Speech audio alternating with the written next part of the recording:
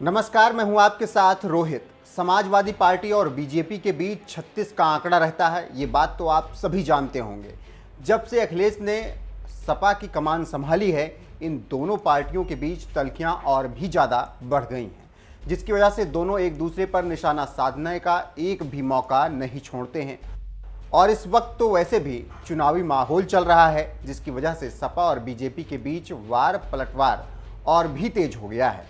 लेकिन इसी बीच एक ऐसी खबर आई है जिससे सपा का खेमा तो थोड़ा निराश हो सकता है, लेकिन बीजेपी बेहद उससे खुश है, क्योंकि जिस मुलायम परिवार में योगी के सबसे बड़े विरोधी अखिलेश यादव रहते हैं, उसी मुलायम परिवार में एक योगी भक्त भी रहती है, जिन्हें लोग अपर्णा यादव के नाम से जानते हैं।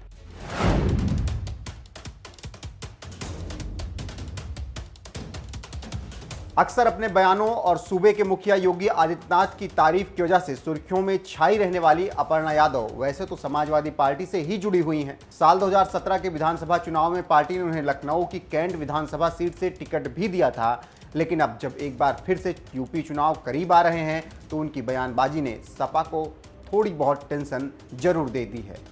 दरअसल जिस योगी सरकार के खिलाफ सपा मुखिया अखिलेश यादव पूरे यूपी में चुनावी रथ यात्रा लेकर घूम रहे हैं और सपा के लिए माहौल बनाने की कोशिश में जुटे हुए हैं, उसी सपा के संस्थापक और संरक्षक मुलायम सिंह यादव की बहू अपर्णा यादव आजकल सीएम योगी का गुणगान कर रही हैं।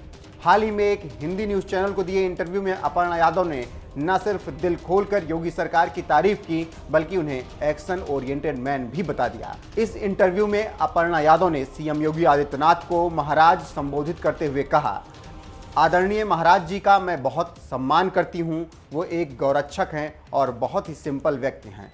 जब भी मैंने उनसे किसी भी बारे में जिक्र किया, खास तौर पर पशुओं के बारे में, तो उन्होंने एक्शन जरूर लिया।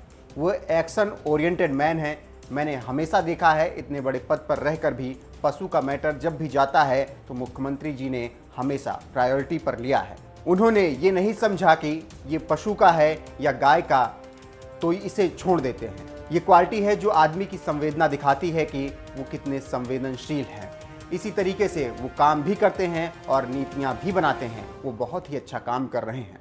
एक तरफ जहाँ अखिलेश यादव रथ यात्रा पर घूम घूम कर यूपी की जनता को ये बताने में जुटे हुए हैं कि योगी सरकार हर मोर्चे पर फेल है, ना ही उनसे राज्य संभल रहा है, ना ही कोरोना काल में उन्होंने बेहतरीन काम किया और ना ही अपराध पर लगाम लगा पा रहे हैं, तो वहीं दूसरी तरफ मुलायम यादव की बहू अपर्णा यादव योगी सरकार की तारीफ में कसीदे पढ़ते हुए एक्शन ओरिएंटेड मैन बता रही हैं।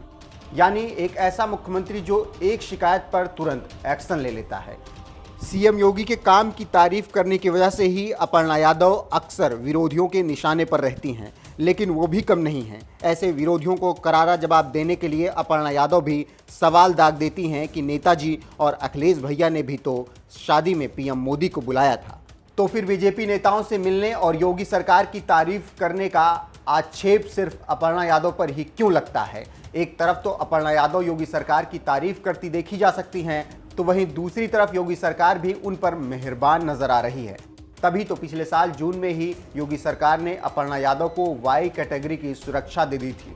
ऐसा माना जाता है कि बीजेपी नेताओं से नज़दीकियों की वजह से ही सपा ने उन्हें कैंट विधानसभा सीट पर 2019 में हुए उपचुनाव में टिकट नहीं दिया था, जबकि इसी सीट से अपर्णा 2017 में चुनाव लड़ चुकी थी। इसके बावजूद उन्हें नज़रअंदाज करते हुए इस सीट पर उपचुनाव ने सपा में मेजर आशीष चतुर्वेदी को टिकट दे दिया था। लेकिन इसके बावजूद अपर्णा यादव एक बार फिर से 2022 में कैंट विधानसभा सीट से चुनाव लड़ने के लिए तैयारियां कर रही हैं, लेकिन उन्होंने आखिरी फैसला मुलायम सिंह यादव पर छोड़ रखा है।